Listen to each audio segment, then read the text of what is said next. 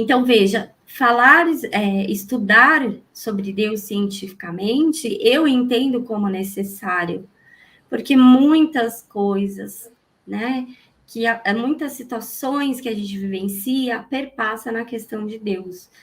Então, às vezes a gente ouve, né, a pessoa falar, Deus quis, Deus fez, Deus me deu, Deus tomou. Então, assim, quando Kardec, né, finaliza, né, o último capítulo da Gênese, que, né, os tempos são chegados, ele vai trabalhar muitas questões, assim como no Céu e Inferno. Então, ele fala assim, quem são aqueles que questionaram a igreja? Aí ele coloca assim, né? Segundo a igreja, os ímpios. E quem são os ímpios? São os filósofos.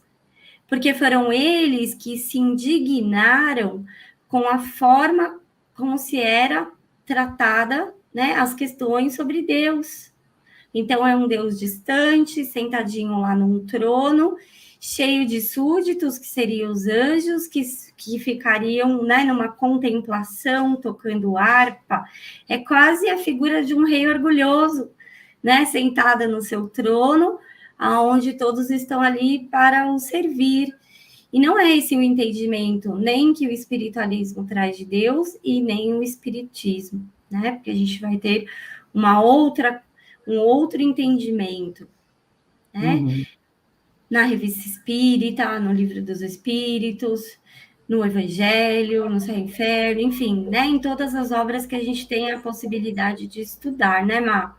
E a gente Sim. vai trazendo um pouquinho desse estudo, né? Igual a Má falou, em doses pequenininhas, a gente vai falando, mas antes, né, da gente entrar propriamente no espiritualismo, que aí é um estudo, né, mais denso, a gente precisa ter esse entendimento para saber o que se debatia, né, o que se falava, o que se pensava, porque eu acho que isso ainda está totalmente presente hoje na nossa sociedade, esse entendimento de um Deus que castiga, que pune. Muitas vezes a gente, né, vê nas redes sociais, às vezes eu fico muito atenta às Uhum. colocações, né, das pessoas. Então, a pessoa fala assim, você vai ter de mim aquilo que você plantar em mim. Que fundamento... Só que a gente não para pensar que por trás disso eu estou me referindo às leis morais. E que moral é essa? Se eu sou com você aquilo que você é comigo, é a moral do interesse, do Claro, utilitarismo, não é, exatamente. Mar? É, Daqui é eu estou útil. estabelecendo condições, né, Ju? Eu estou estabelecendo Exato. condições, né? Então, se você é meia útil, se você é meia agradável, se você me ajuda, eu falo, poxa, a Marisa, né, é uma pessoa legal, ela me ajuda. Então, eu também vou ajudar, porque vai que lá na frente eu preciso da Marisa. Então, é melhor, né, eu ajudar. Uhum. E aí a gente vê a pessoa falando isso como uma verdade absoluta. O que a gente chama isso? Uma crença ali enraizada que ela tem. Como que ela vai se relacionar com as pessoas? É desta forma, pela utilidade. Então, numa relação onde algumas vezes, por exemplo, eu converso com você, a gente estuda juntas, você é minha amiga, vem na minha casa, a gente, né, toma um café. Aí um dia eu ligo para você e falo assim, Marisa, eu tô precisando aqui, você não pode vir aqui em casa me ajudar? Aí você fala para mim, Ju, sabe o que é hoje? Eu preciso estudar com a Lívia, que amanhã ela tem prova. Aí o que eu falo? Se a minha moral se fundamenta no utilitarismo, eu viro, tá vendo? Eu sabia que ela só fazia as coisas quando convinha. Agora, quando eu preciso, a Marisa, olha, não quis nem saber de vir me ajudar. Pois ela vai ver, quando ela precisar de mim, eu não vou ajudar ela, porque ela não me foi útil quando eu precisei, né?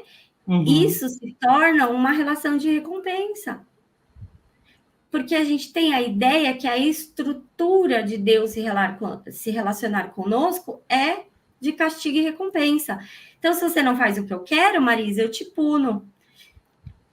Exatamente. E pode até ser um processo inconsciente, que eu não tenha, né? Tanto que o choque que eu levei um choque de 220 foi a perguntinha que o Paulo Henrique, né, de Figueiredo fez lá, falou assim: em que se fundamenta a moral espírita? Eu fiquei sem palavras, porque nem sabia que tinha moral autônoma, heterônoma. Lógico que tudo estava já lá no Espiritismo, que o Paulo não trouxe uma teoria nova.